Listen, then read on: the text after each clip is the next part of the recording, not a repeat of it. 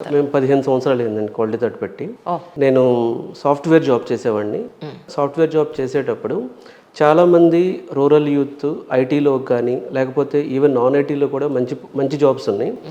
Proper career guidance లేకపోతే ఇండస్ట్రీకి అవసరాలకు తగ్గట్టుగా వాళ్ళు ట్రైన్ అవ్వకపోవడం వల్ల కానీ లేకపోతే ఇట్లా కొన్ని పాయింట్స్లో వాళ్ళని మనం ఐటీ జాబ్స్లో కానీ లేకపోతే నాన్ ఐటీలో ఉన్న మంచి జాబ్స్కి కానీ తీసుకొస్తే ఈ రూరల్ యూత్కి చాలా ఫ్యూచర్ బాగుంటుంది, వాళ్ళని గైడ్ చేయాలనే ఉద్దేశంతో నేను సత్యం, ఎసెంచర్ లాంటి ఐటీ కంపెనీస్లో వర్క్ చేశాను. నేను క్వాలిటీ థాట్ని 2010లో స్టార్ట్ చేశాను. 15 ఇయర్స్లో మేము ప్రజెంట్ ఒక 22 కోర్సెస్లో వాళ్ళకి ట్రైనింగ్, కెరీర్ గైడెన్స్, ఇంటర్న్షిప్ అలాగే ప్లేస్మెంట్ అసిస్టెన్స్ అనేది ఇస్తున్నాం. ఇప్పటి వరకు ఈ 15 సంవత్సరాల్లో ఎంతమంది స్టూడెంట్స్కి మీరు ద బెస్ట్ కెరీర్ ఇచ్చారంటే ఏం చెప్తారు? సో థౌజండ్స్ ఆఫ్ స్టూడెంట్స్ని మేము ట్రైన్ చేసామండి. అంటే ప్రజెంట్ అయితే ఇప్పుడు 2024 క్వాలిటీ థాట్లో 20,000+ స్టూడెంట్స్ ట్రైన్ అవుతున్నారు ఓవరాల్ ఇయర్లో చూసుకుంటే.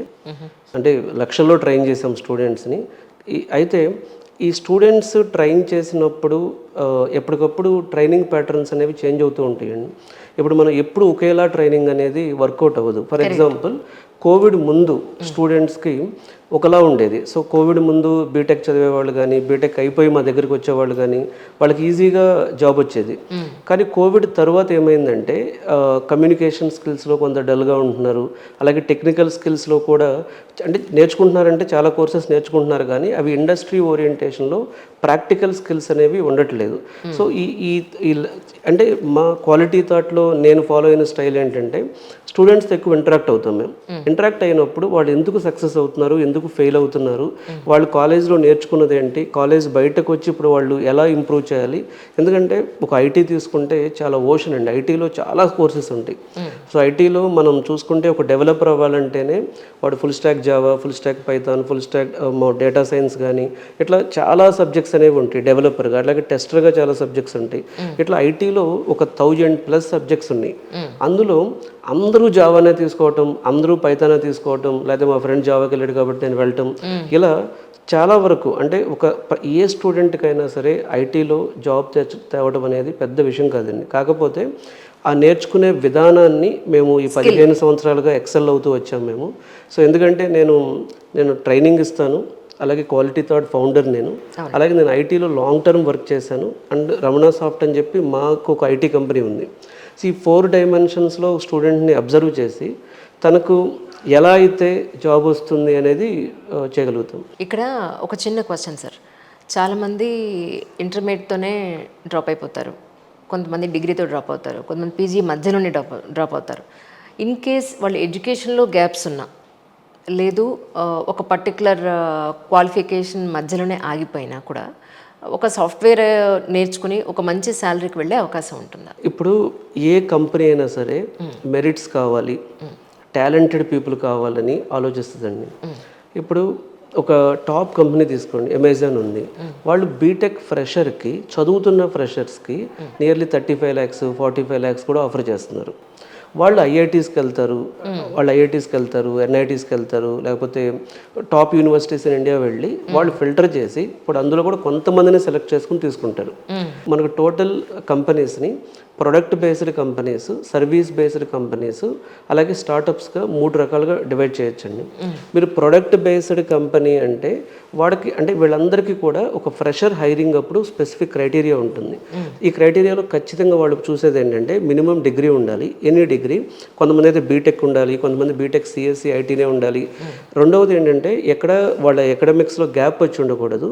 3 మినిమం ఇంత సిజిపిఏ కానీ ఇంత పర్సంటేజ్ కానీ వచ్చి ఉండాలనే రూల్స్ ఉంటాయి. అయితే ఇప్పుడు ఇండియాలో జరిగింది ఏంటంటే గత ఎస్పెషల్లీ ఒక 5-10 years నుంచి మల్టిపుల్ స్టేట్స్లో ఈ స్టార్టప్ ఎకోసిస్టమ్ అనేది బాగా బిల్డ్ అయింది. సో మనకు టీ హబ్ కానీ, వి హబ్ కానీ అట్లా ప్రతి స్టేట్లో కూడా ఇప్పుడు మీరు నాగ్పూర్ కానీ లేకపోతే గుజరాత్లో అహ్మదాబాద్ కానీ ఇవన్నీ తీసుకుంటే సో చాలా ఎక్కువ స్టార్టప్ ఎకోసిస్టమ్ బిల్డ్ అయింది. సో ఈ స్టార్టప్ ఎకోసిస్టమ్ అంతా కూడా స్కిల్ బేస్డ్ హైరింగ్ అంటున్నారు. ఇప్పుడు ఒక సాఫ్ట్వేర్ ఎంప్లాయీని హైర్ చేయాలంటే 2 కొత్త ప్యాటర్న్స్ వచ్చినాయండి.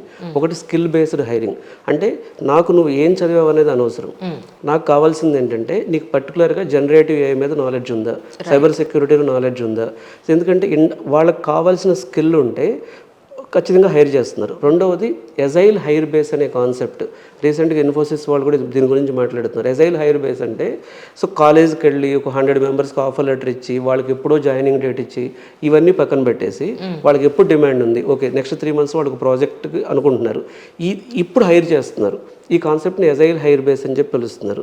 ఇంకో కాన్సెప్ట్ ఉంది హైర్ ట్రైన్ డిప్లాయ్ మోడల్ అని చెప్పి. హైర్ ట్రైన్ డిప్లాయ్ మోడల్ అంటే సో కంపెనీకి ఏం కావాలి అనేది సో మాలాంటి ఇన్స్టిట్యూట్స్కి అనేది వాళ్ళు ఇస్తారు. ఓకే సో మాకు ఒక 100 మెంబర్స్ జనరేటివ్ AI డెవలపర్స్ కావాలి, సో ఈ క్రైటీరియాతో కావాలని చెప్పి ఇస్తారు.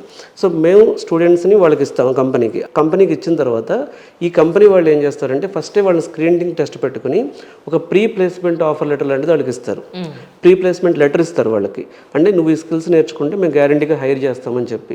ఆ 3 months వాళ్ళు దానిలో ట్రైన్ అవుతారు. ట్రైన్ అయిన తర్వాత మళ్ళీ ఇంటర్వ్యూ పెడతారు. పెట్టి ఒక 85-90% మెంబర్స్ని హైర్ చేసుకుంటారు. అంటే నేనేం చెప్తున్నానంటే యాజ్ పర్ గార్ట్నర్స్ రిపోర్ట్ కూడా, గార్ట్నర్స్ అనేది వరల్డ్ స్టాండర్డైజ్ ఆర్గనైజేషన్, గార్ట్నర్స్ కూడా చెప్తుంది ఏంటంటే ఫ్యూచర్ అంతా స్కిల్ బేస్డ్ హైరింగ్ ఉంటుంది. అయితే కాలేజ్ ఎక్కడ ఉపయోగపడుతుందంటే ఇప్పుడు చాలా కాలేజెస్కి ప్లేస్మెంట్ ఆఫీసర్స్ ఉంటారు, TPOs అంటారు వాళ్ళని, ట్రైనింగ్ అండ్ ప్లేస్మెంట్ ఆఫీసర్స్. వీళ్ళు ఉన్న కాలేజెస్లో వాళ్ళు మంచిగా ఉంటే వాళ్ళు ఇండస్ట్రీ కనెక్షన్స్ పెట్టుకుని ఇండస్ట్రీ ఈవెంట్స్కి అటెండ్ అయ్యి వాళ్ళని కాలేజ్లో ప్లేస్మెంట్స్ తీసుకొస్తారు. అయితే ఇప్పుడు వాడు డిగ్రీ చదివినా బీటెక్ చదివినా కెరీర్లో గ్యాప్ వచ్చినా డ్రాప్ అవుట్ అయినా వీళ్ళు చూడాల్సింది ఏంటంటేనండి స్కిల్ ఉంటే 10 ఆఫర్ లెటర్స్ అయినా వస్తాయి.